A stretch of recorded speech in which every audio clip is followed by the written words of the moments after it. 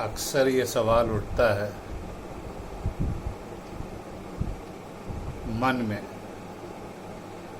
और कभी कभी लोग पूछते हैं, जनाब आप कहाँ रहते हैं? तो आप अपने घर का पता बताते हैं। लेकिन अगर इस बात के और अंदर जाएं, ये तो एक सत्य है, इसके अंदर एक और सत्य है कि आप हैं क्या। अगर आप मानसिक तौर पे वहाँ पर उपस्थित नहीं हैं तो आपका शरीर ही सिर्फ वहाँ रहता है जिसको आपने अपना पता बताया है, और शरीर के अंदर रहने वाला मन तो ठीक वहीं पर रहता है जहाँ पे आपके विचार गए होंगे। कोई ज़रूरी नहीं कि आपका शरीर जहाँ पर है वहीं पर ही आप हों।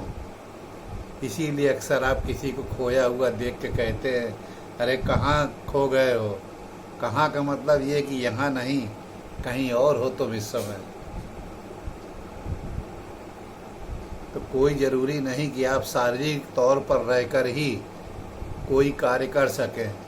आप मानसिक तौर पे भी कहीं पे उपस्थित रह के कुछ चीज़ों को कर सकते हैं, बशर्ते आप उसकी विधि को जान लें कि ऐसा कैसे किया जाता है।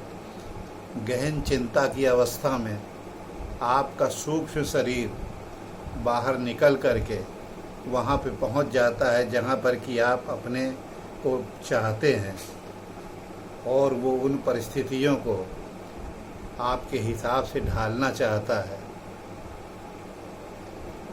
ऐसा क्या होता है? हाँ, ऋषि मुनि इन्हीं विद्याओं में पारंगत होते थे, और वे अपने शरीर के उपरांत अपने सूक्ष्म शरीर को निकाल करके और जहाँ चाहते थे प्रेषित कर देते थे, और घटनाक्रम में अपेक्षित बदलाव कर देते थे। आप भी अपने को अक्सर पाते हैं कि आप कहाँ पर हैं, और ये तो स्वप्न में एकदम तय बात है कि आप वहाँ नहीं होते हैं जहाँ पे आपका शरीर होता है। आप कहीं और दूसरे कालखंड में विचरण करते रहते हैं, कभी भूतकाल में, कभी भविष्य काल में, और कभी अनंत में, जिसका कि आपको होश ही नहीं रहता कि मैं कल रात को कहाँ था। ये सब शरीर की अलग अलग मनोदशा के अंतर्गत होने वाली अलग अलग स्थितियां हैं। आपका शरीर सिर्फ एक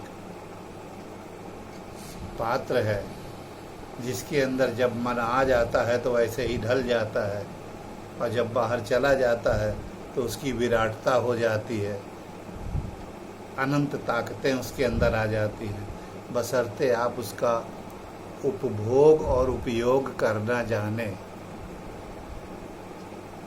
कैसे इस पर बढ़ पाएंगे आप? सबसे पहले इस पर आपको चिंतन करना पड़ेगा, और चिंतन करते करते एक एक पग आगे बढ़ते हुए आपको ये अपने पे सिद्ध करना पड़ेगा कि हाँ ऐसा हो सकता है। तब ही आप इसका लाभ ले सकेंगे।